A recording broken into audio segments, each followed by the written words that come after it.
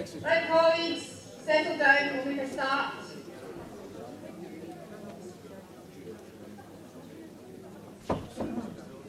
Right, colleagues, settle. I've been accused of being brutal, so I'm going to be more brutal. Right, I'm going to take the motions on transport, and it's section 4 of the agenda. It's composite F, covering motions 26 and 27 and amendment, and it's to be moved by RMT. And I'm calling off Lanarkshire Trades Council to second, and anybody else that wants in the debate, please come to the front. Thank you.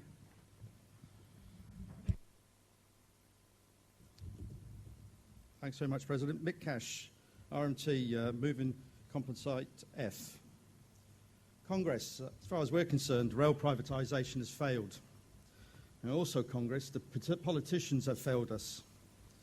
We would expect the Tories and the Liberals to privatise the railways, but conference both Labour and SNP have also failed us. They failed us because they have not taken our railways back into public ownership when they had the chance, but have also failed because they've gone ahead and privatised our railways again and again and again. For almost 20 years, the political elites have presided over the rail rip-off. And for 20 years, my union has demanded change. Jimmy Knapp would come to the rostrum and attack the Tories for privatising our railways and plead, yes, plead with Labour for them to take him back. And the late, great Bob Crow lambasted Labour and slated the SNP for reprivatising the railways here in Scotland. But the politicians have not listened to us. They've not listened to the passengers, and they've not listened to the people. They've listened to the spivs and the speculators. They've listened to the suitors and the Sercos, to the Bransons and the banks. Instead of a railway run for the good of all, it's run for the greed of the few. The highest fares in Europe, paying for bigger and bigger profits. The slowest trains, while the bosses make a quick buck. The boardrooms are bloated, while rail staff are cut. And in Congress, in the 21st century, we still have the absolute scandal of trains running on our railways, discharging urine and worse onto the track and into the faces of rail workers. It's disgusting and it's absolutely disgraceful. Instead of doing the dirty on rail workers and passengers, it's time politicians ditch privatisation once and for all. Congress rail privatisation has failed and we're all paying the price. Now Network Rail wants to freeze the wages of rail workers and have refused to guarantee the job security of our members. That means rail safety is threatened by rail job cuts. Well, Congress, I can tell you this. Network Rail workers have said enough is enough. So we will be balancing all our members throughout the UK. And if our demands are not met, we will call the first national rail strike in 20 years. Congress, our members will strike to get justice. We're also joined by our colleagues from TSSA, all together fighting to advocate what's going on with privatisation. But I have to say this as well. It's not just a railway rip-off we need to take action on. We may have to fight for our ferries. That's because as well as Serco taking over the Caledonian Sleeper Service, the government could also be handing over CalMac to Serco. Well, Congress, the Scottish Government should think again. We beat back the previous Labour Liberal government by getting protections for our ferries so that privateers were no longer interested in bidding.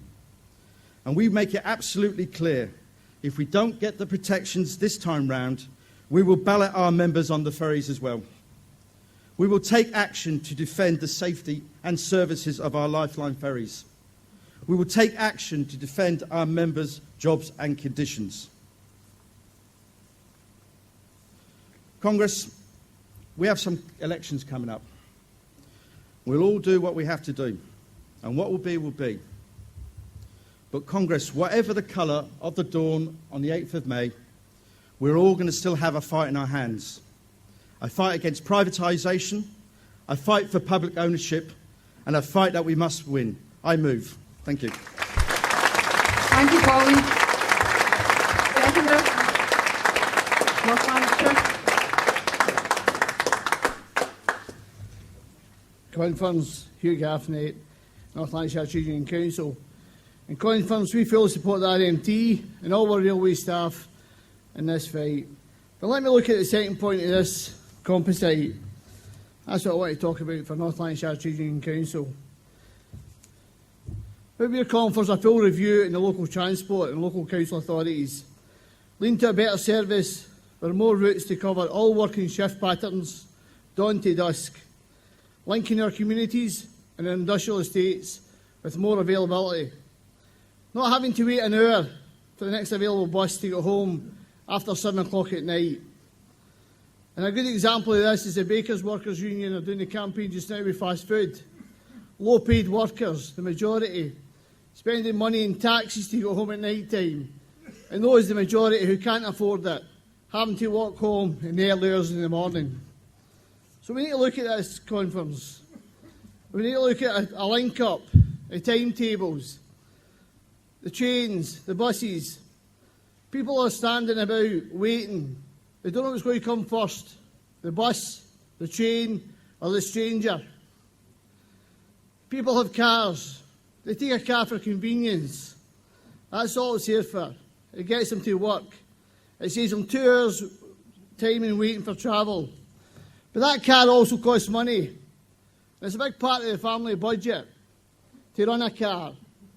The tax, the insurance, the roller coaster of the petrol that goes up and down, all affects the family budget. And if you have a breakdown in your car, it's a meltdown for the family. So that's what we're looking at, conference. We're looking at public transport. You just need to look at London. London's got the Oyster card. There's no queuing up. There's no paying money. There's no collecting receipts for the HMRC. We can get about London with one ticket, one price fits all. I was in Manchester last year as well. They have local buses get about the town centre, 4 different routes, covering all corners of Manchester, all moving. And it's a free bus service, paid by a local council, public. That's what we need to look at. We need to look at local transport where people can move about. Conference, 7 o'clock at night, our communities are locked down. After 7 o'clock at night, there's one bus. People can't travel out of their communities. Old age pensioners and others, vulnerable people, need to be in their house for 7 o'clock because it's locked down. There's one bus every hour up to 12 o'clock. I can see the light flashing. Conference, we have a gateway to Europe in North Lanarkshire, a massive big industrial estate. Parcel Force, we're putting a temporary depot up there. We put a temporary depot in there. 60 to 70 staff, including agency staff. I made inquiries about a bus service in the estate, the gateway to Europe. One bus. It travels from Glasgow. Right, my dear, time's up. Okay, I'll make it very, very quick. Conference. I met a young lady there. She was left at the bus stop. I'm going to finish. It's not a gateway to Europe, it's a gateway to hell with no public transport. Thank you, Colin. Right, Union.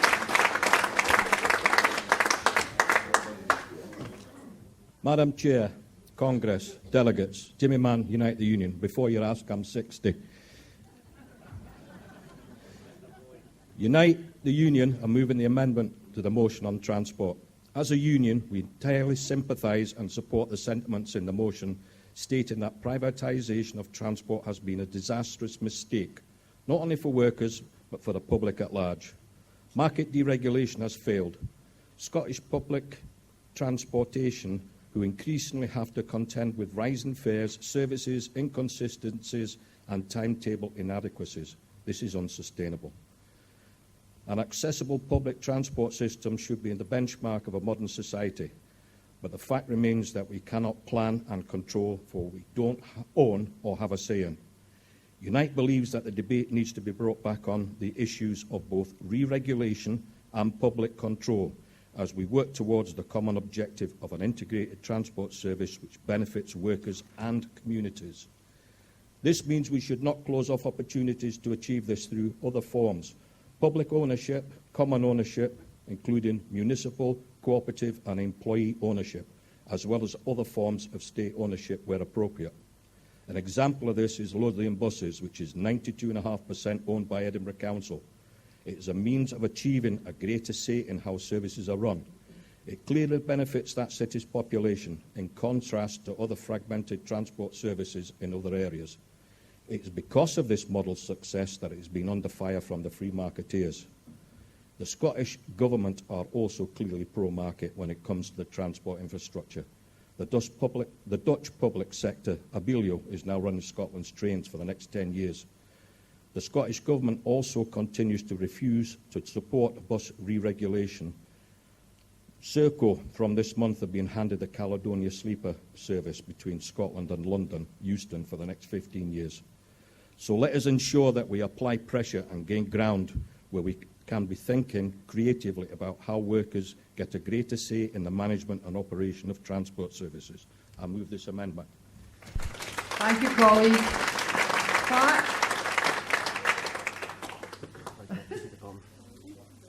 Somebody's had enough.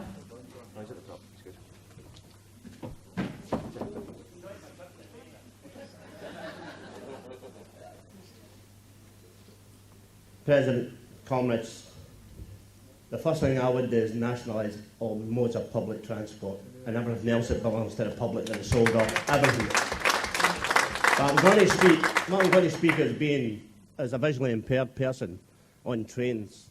Now, the first thing they're going to do is they're talking about doing away with people in stations. I depend on somebody being there to get me on a train and put me in a seat. So that's one of the first things. Buttons in trains are a nightmare, absolute nightmare. You don't know what, do you press something in your feet in case you press the emergency button? Because they're all over the place. There's no any sort of a sequence. You're in the toilet, you don't know how to open the door, you don't know how to lock it. So you're in there, you don't lock the door, and the next time the door opens, you're standing there, in all your glory. And it can be, it's totally undignified, In the private sector, the last thing they're going to attend to is for disabled people. Buses are a nightmare. In London, they brought in Taunton buses for visually impaired people. Don't have it in Scotland. We've been pushing for it. And again, we don't know how long it's going to take. You go on a bus and you say to the driver, will you let me off at such and such? Now, the poor driver has got a lot to do, and he forgets. And you're maybe 5 or 6 stops past where you're supposed to be going. And they let you off of the bus. They'll say, I forgot all about it. And then you have to make your way back. You don't know where you are. And you get people saying, see that cloak down there, son? Just you walk down to that cloak. And you'll find your own way. And people, sighted people are like that. They don't know. But certainly, I would support this motion wholeheartedly. The first thing I would do, nationalise the whole flaming lot. Thanks, Pat.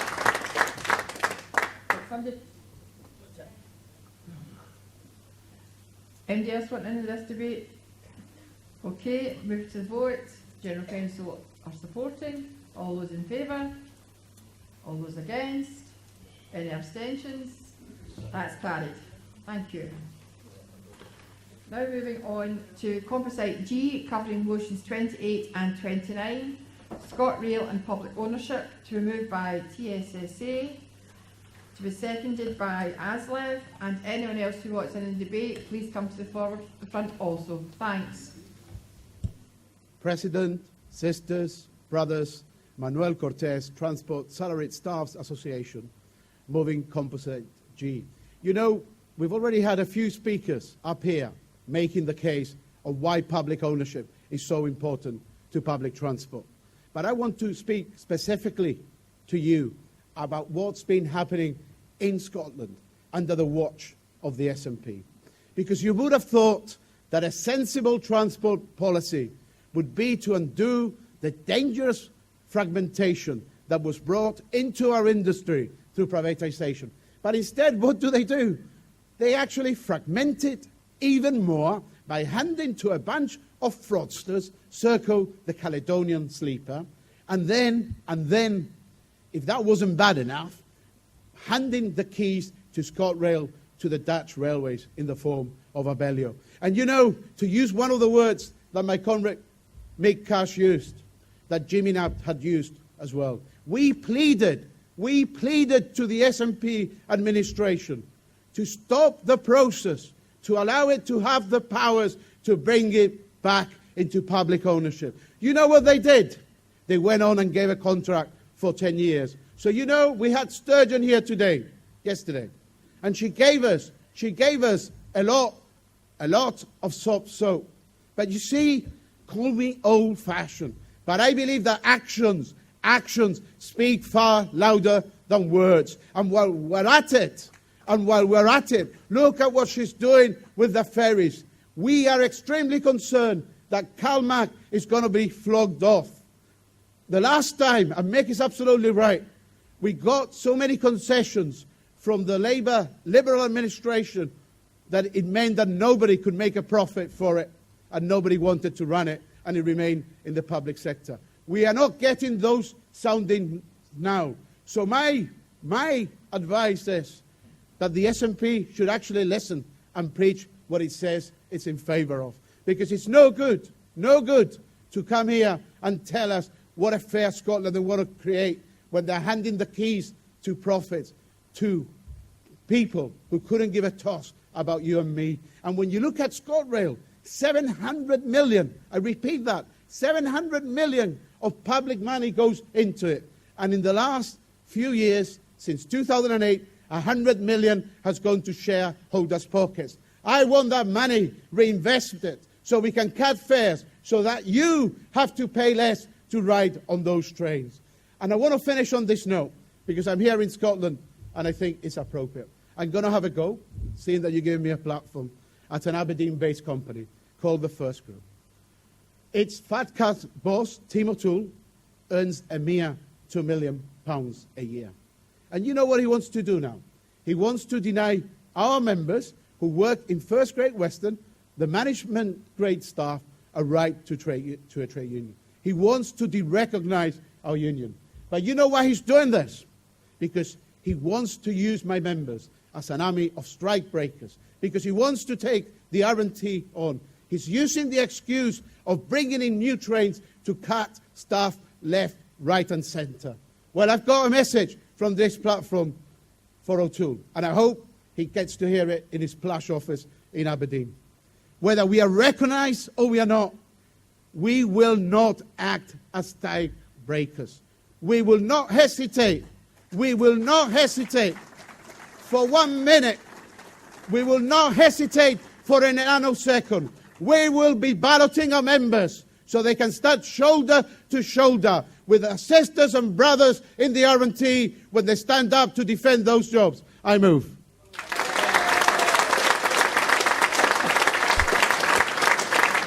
Thank you, colleagues. Ansley?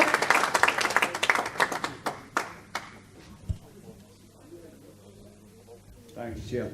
Nice and early today. I actually had to sleep in the hall just to make sure it was up early. But anyway, Chair Congress, Chris Barry, Adslife Secretary and Competent G on ScotRail and public ownership. It should be great news that Scotland's railways have been taken on by a publicly owned company. We should be glad that the profits will be used to reduce subsidy and fares. We really should. But the only problem is that the publicly owned company that now runs Scotland's railway is owned by the people of Holland. This means it's the Dutch rail fares and taxpayers' subsidies that will be reduced thanks to the fares and subsidies of the Scottish taxpayer and passenger. My union is no fan of franchising, but the Scottish Government's decision to take the franchise of a Scottish company, First Group, and give it to a foreign rail operator isn't exactly standing up for Scottish business. The Scottish franchise received a public subsidy of more than 500 million last year. This is an increase on the previous year and also the largest directly subsidy given to a train operator in the UK. In fact, the ScotRail franchise is so reliant on subsidy that the government funding makes around 60% of its total income, twice as much as the average rail operator in the UK. You would have thought all this should make Scotland's railways a perfect candidate for public ownership. Why allow companies to take money out of the industry when it relies so heavily on government support? Why not use profit that would have left the industry to reduce fares, subsidy or improve services? The Scottish Government had this choice. They could have awarded the franchise after the Smith Commission, which stated that the public sector options should be available. Did they? No. Instead, they confirmed their commitment to the privatised railway and propping up overseas networks rather than prioritising our own. If it wasn't bad enough that they've given our passenger railway to a Dutch state-owned company, they've handed our sleeper service to Serco, a company that had no drivers, no trains, no locomotives, who are a history of failure when it comes to public contracts, who are still being investigated by the Serious Fraud Office for overcharging the taxpayer $180 million for tagging criminals, not to mention accusations of abuse of detainees at Yardwood Detention Centre, which they run. I see I'm getting flashed in that. But anyway, just to say it, what we must not accept is subsidising foreign interests or profits of multinational. Let's do something radical and run ScotRail for Scotland instead. I think. Oh. Thank you. Anyone else?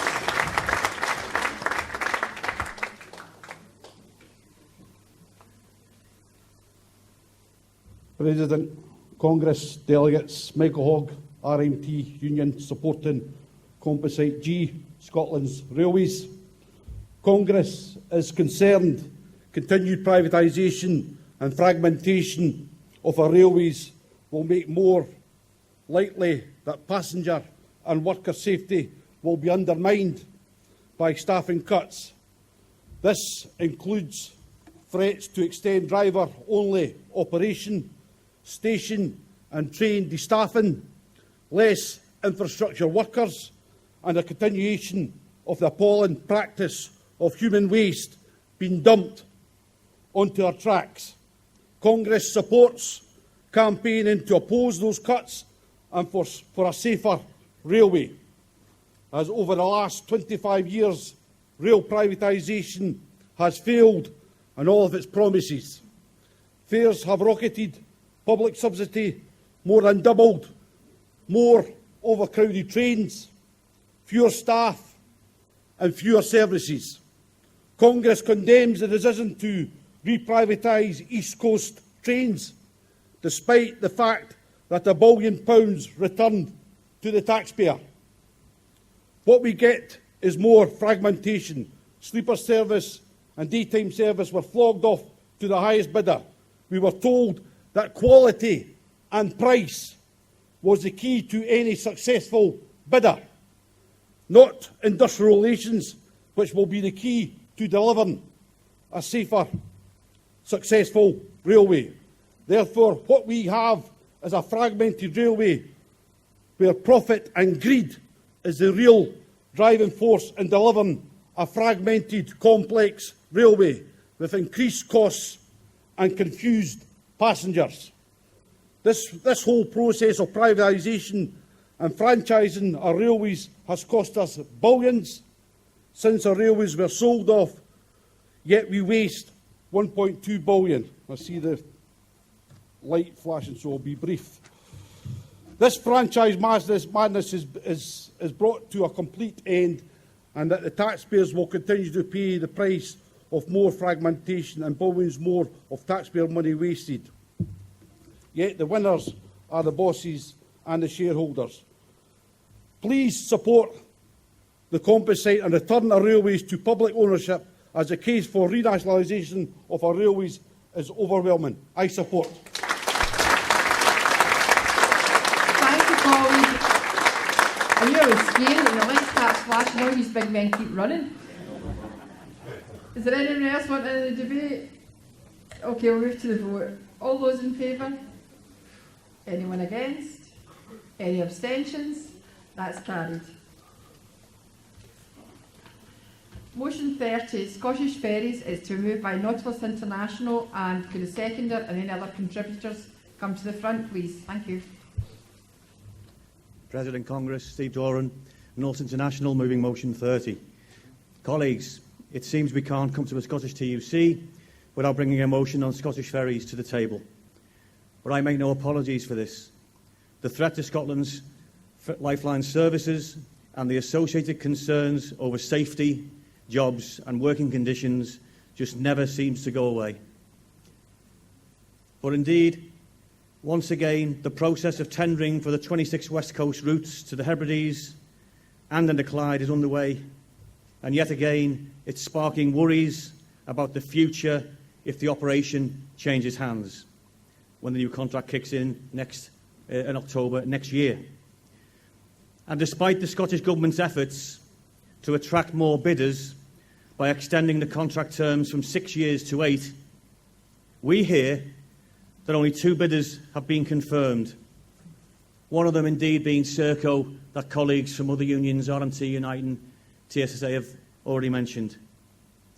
Serco, the company that hoovers up government contracts and which, within months of taking over the Northern Isles ferry contract in 2012, caused the first industrial action on the service in some 30 years. Now, whilst the CalMac unions, we've managed to fight off the risk of routes being cherry-picked by ensuring that the tender keeps the services bundled together, and we've managed to secure measures to protect pensions and terms and conditions in the short term, there is no guarantee of security beyond the first year of a new contract. And whilst we have ministerial commitment to establish a working group to examine the long-standing concerns over pensions, important questions remain to be resolved on the issue of liability for their existing pension rights.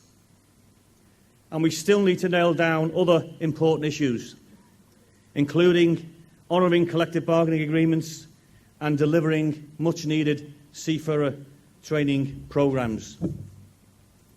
We continue to worry about a potential privatisation agenda and believe that the Scottish Government should take a much stronger stand against the European Commission's ideological insistence that these routes should be retendered on a regular basis. It's an unnecessary, unpopular and expensive process which creates instability and uncertainty amongst operators, staff and the communities who rely upon these services. We remain convinced that a strong case can be made to the European Commission that these are lifeline services which do not need to go out to tender, and at the very least the Scottish Government should be making maximum use of the contract terms to offer a 12-year package that would deliver greater stability and help to safeguard investment in ships, seafarer training and infrastructure. Underpinning all of this is the very real threat posed by low-cost cowboy operators using poorly paid and poorly trained foreign crews. We've seen so much of the shipping industry being dragged into the gutter by shoddy, substandard practices, and it remains an outrage that there are companies running ferries in UK waters with seafarers paid well below the UK minimum wage. Colleagues, support our motion and support the STUC's continued campaign to protect these vital services. These threats have been hanging over the heads of our members for far too long, and it's high time that they were given the safeguards they and the users of their services deserve. I move. Thank you. Seconder.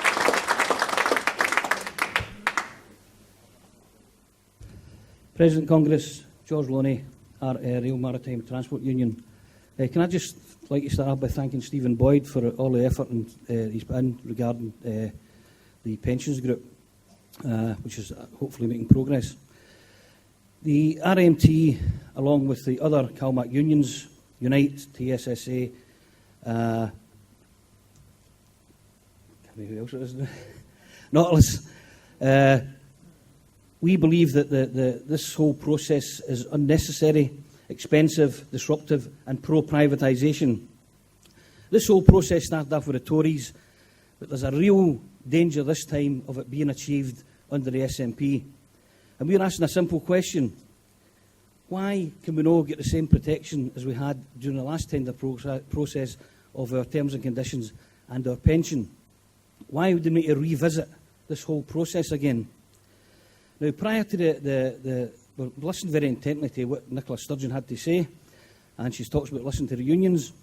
Well, prior to the last general election, in response to an email from one of our members who asked her about privatisation, she emailed them back and said, SNP have no intention of privatising Calwell McBrain and would oppose any other party who does. So, just when she was up here the other day there, one of our young delegates, who's a supporter, asked her the same question. And she said the same thing. No intention of privatising us. In a public meeting in Barra, the SNP MP, Angus Brendan McNeill, when he was asked the same question, he said, I spoke to the Minister today, and he said, before Calmac's privatised, there'll be a rail service running to Eriskay. The MSP, Alistair Allen, in a letter to me, said that it would be inconceivable. He believes it would be inconceivable that a private ferry firm would be running ferries to Barra.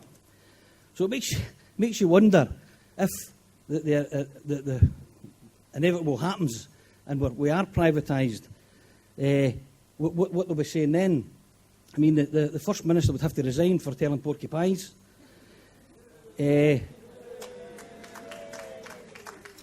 Alistair Allen would be devastated because the inconceivable's happened. And Angus Brendan McNeill would have to join the RMT because you have a rail service running to Eriskay. And when we look at as my colleague rightly said, there's only two companies in. Serco.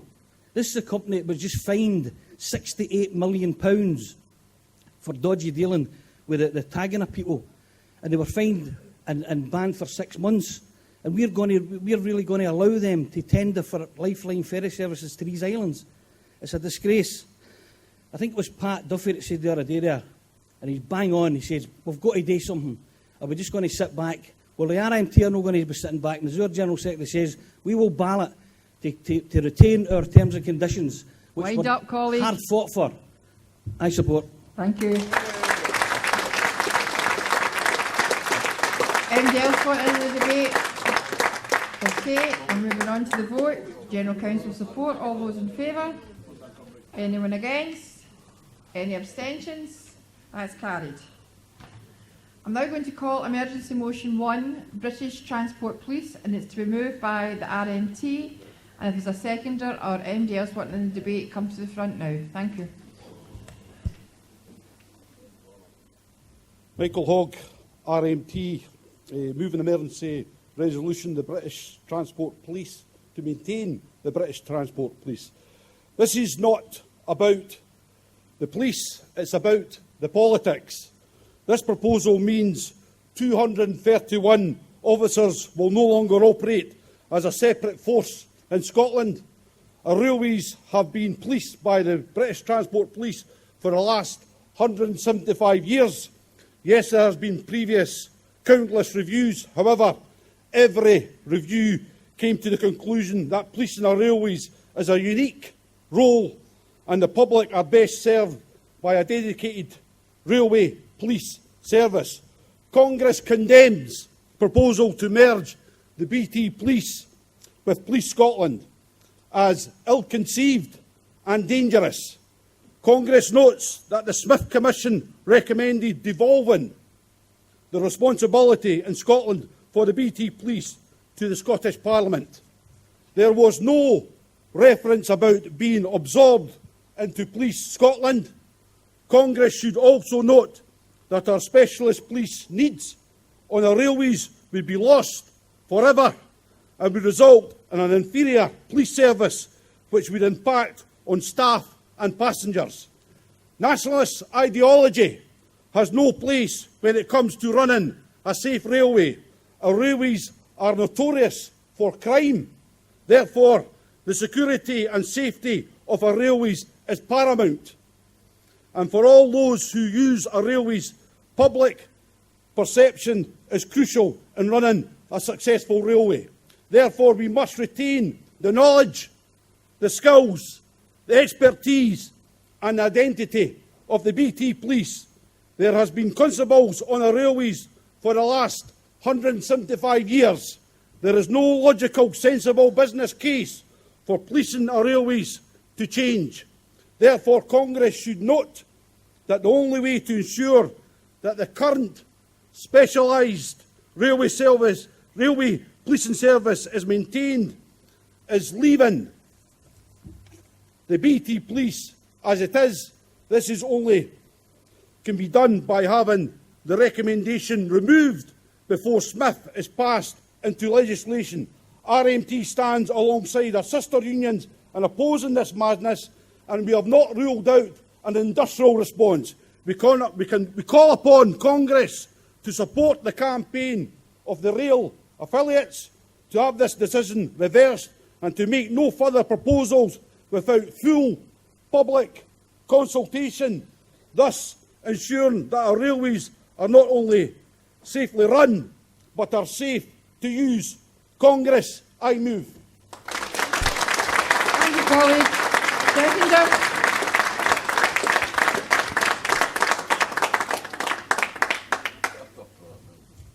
President Congress, Lorna Devaney, Transport Salaried Staffs Association. I would like to second this emergency motion 1 on British Transport Police. Since the 1840s, there's been a separate railway police force industry. In this time period, they've acquired railway-specific skills, handling major incidents, including derailments, cable theft, ticket fraud and fatalities. To amalgamate this force with Police Scotland is wrong on so many levels, and the TSSA feel that this would be a totally retrograde step that's likely to affect the livelihoods of our civilian members within the force. Police Scotland will not be able to deliver the same level of service and safety to the railway, as they'll not be trained in personal track safety standards. On or about the running lines of the railway can be a frightening and dangerous experience, and untrained staff could be at risk of severe injury or fatality to themselves, never mind to others, which could cause various implications to many staff. Conference, can I ask you wholeheartedly to support emergency motion 1? Thank you. Thanks, colleague. Anybody else?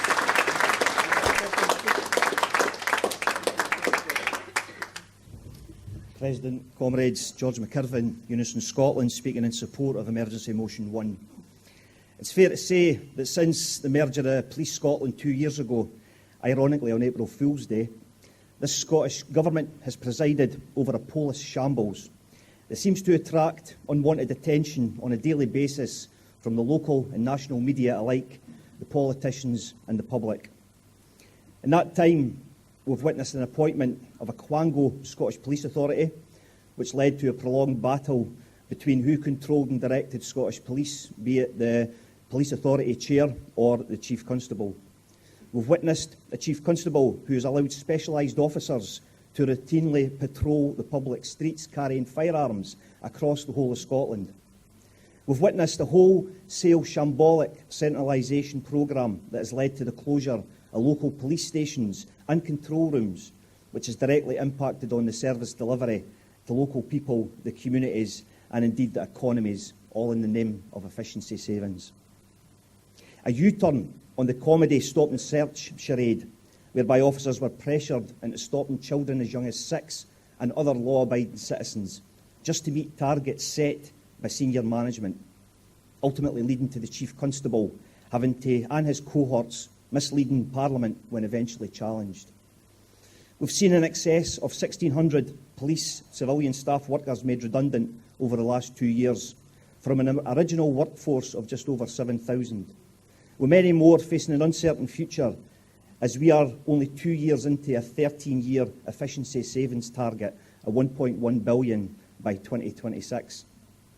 We've seen the outdated and farcical manifesto pledge of 1,000 extra cops on the beat, who are now perversely backfilling the duties of the civilian workforce that have been made redundant in order that they could provide some kind of patchwork police public service.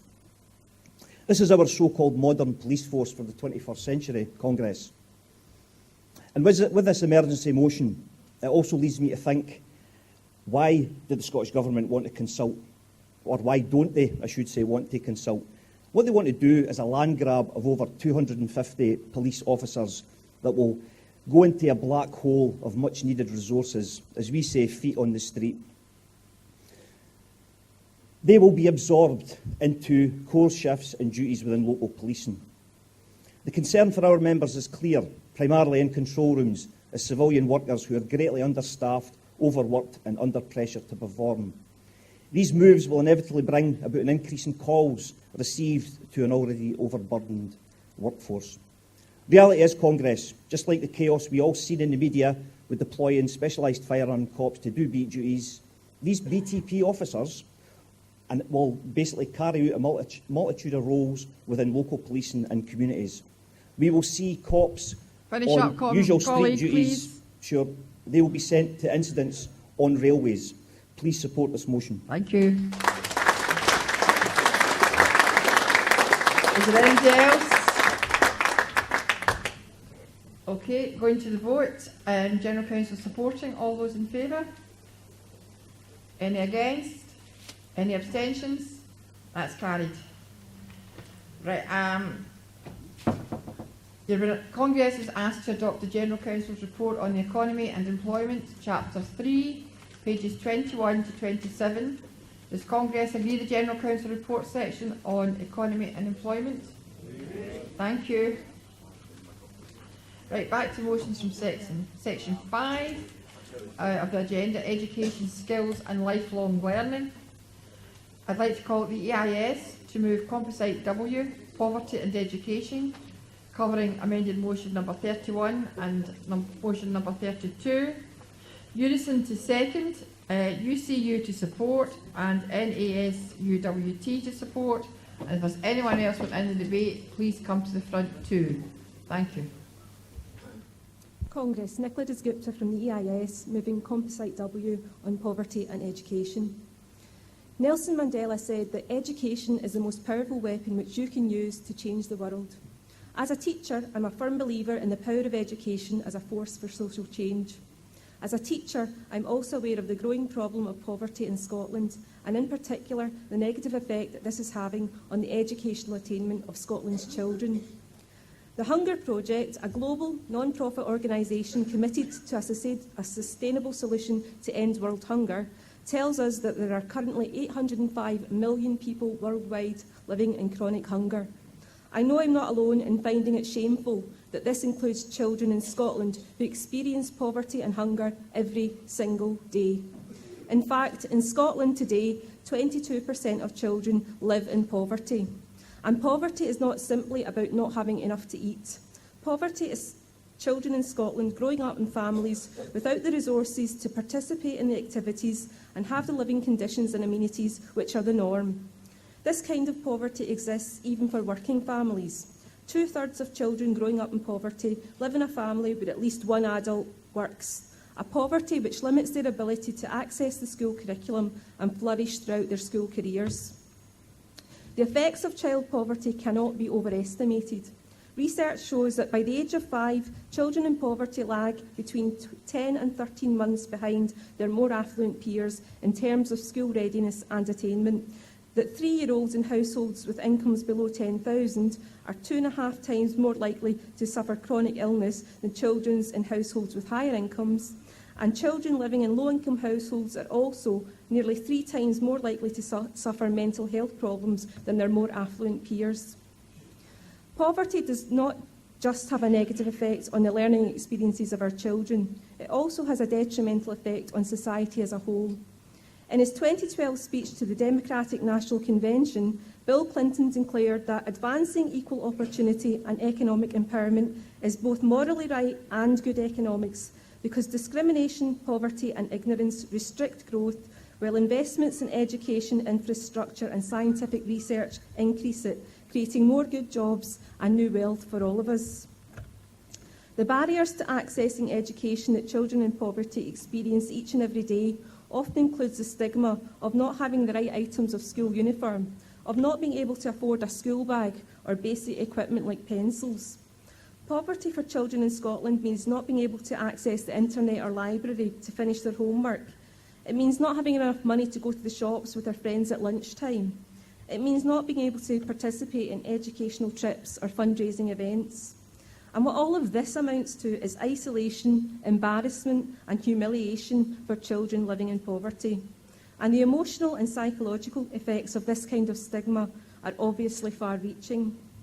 Poverty means diminishing life chances for children who cannot concentrate on lessons because they're concentrating on an empty tummy, for pupils who cannot achieve the qualifications that would lead them to a better future because they cannot access the basics that can help them get through today. In this motion, the EIS call for targeted expenditure from the government to address specific issues of poverty, for government-funded research to develop clear and coherent anti-poverty strategies in schools and local authorities, for initial teacher education and professional development for qualified teachers, which will ensure teachers understand the nature and impact of poverty for children. And finally, we call for the General Council to launch a public campaign to pressure the government into providing additional resources, planning and coordination to tackle the educational inequalities which arise from poverty. Even in this current climate of austerity and doing more with less, ending poverty and reducing the attainment gap is not aspirational or unrealistic. As Nelson Mandela said, it always seems impossible until it's done. Colleagues, I urge you to support this motion. Thank you. Unison.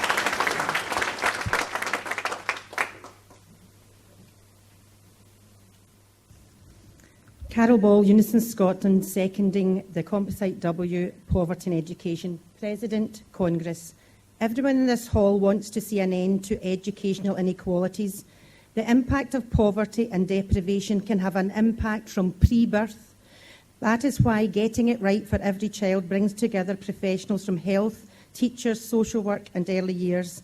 It cannot be right that by the age of 5, the educational attainment gap between low-income and high-income households is already between 10 and 13 months.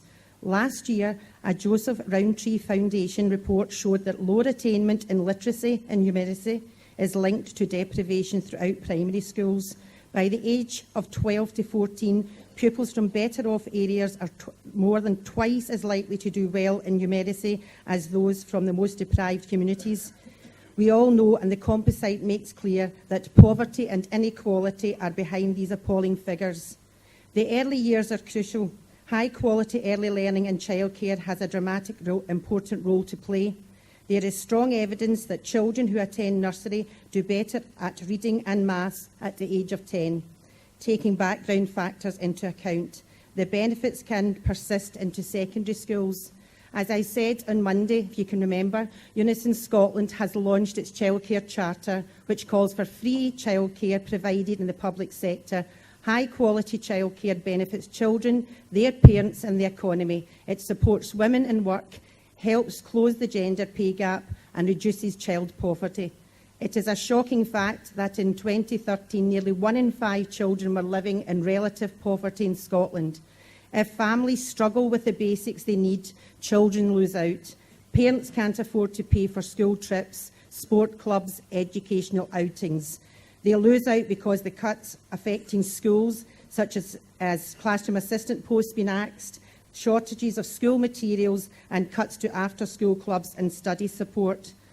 Anti-poverty strategies and training on the impact of poverty must involve all relevant staff and must recognise that although education and childcare has a crucial role in raising attainment, the real key is to eradicate the poverty and inequalities that exist.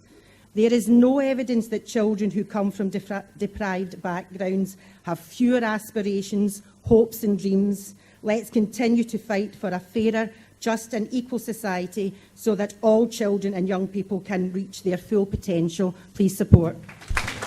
Thank you. UCU. Janice Aitken, UCU Scotland, in support of Composite W. Thanks to our colleagues from our sister unions, EIS and Unison, for bringing this incredibly important motion to Congress. UCU fully supports all the efforts to counteract the effects on access to education of poverty. Whilst we welcome the Scottish Government's efforts in setting up the Commission on widening access, and we note that in terms of university education, Universities are now addressing some of the issues around recruitment because they use quotas for students who come from poorer backgrounds. There are far more issues for students who don't come from privileged backgrounds than just getting a place at university. And I absolutely concur with everything that's been said so far. Poverty is an issue that has to be dealt with at source. It's not about just putting a sticking plaster on it. In terms of universities, we need adequate funding to support students to stay in education, not just to get them in there. We need adequate training, and we need time for staff to actively work with students so that they don't have to drop out because of financial pressures. Please support this motion. Thanks, colleague.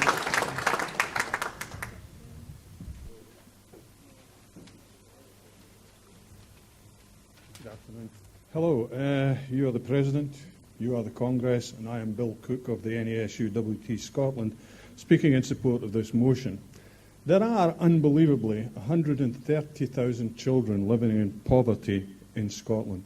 This is the greatest possible stain on our society. But amazingly, this figure is not going into reverse. It's increasing year on year until by the year 2020 there will be 200,000 of our children living in this situation. I ask you, what kind of society can tolerate this blight, the human misery, the reduced opportunity, the missing potential of the impacts on not only the individual concerned, but on our society as a whole? In every third world country I have ever visited, intelligent people in these countries, i.e. trade unionists, not necessarily governments, understand that the most efficient and cost-effective way to reduce this societal cancer is to invest in education. Of course, we must invest in social security, but social security can only ever be a sticking plaster. Education, in the longer term, can provide a cure for poverty. Therefore, it is our role as trade unionists to bring every pressure we can onto the Scottish and especially the Westminster governments to invest massively in early years education, family centres and schools, to target funding to reduce, for example, class sizes. Let no one be under any illusion that class sizes do not matter. Why else do wealthy parents spend tens of thousands of pounds on private education? And one that we in the teaching profession really must take on board is that no teacher should ever leave colleges of education, enter classrooms without a clear understanding of the nature and impact of poverty on a child's education, and do everything we can as teachers to counteract this baleful influence. This will require, of course, the support of the training colleges, the Inspectorate, the General Teaching Council, and, of course, the local authorities. Finally, we must all challenge the excuses dogma of the apologists who deny the impact of poverty on the education of our children. We must do this. I will not tell you, I would not dare to tell you which party will take this policy forward best, but I can reveal the name of the party that is driving the increase of child poverty throughout Scotland and indeed the UK, increasing it, as we've heard, from 1 in 5 children to 1 in 3.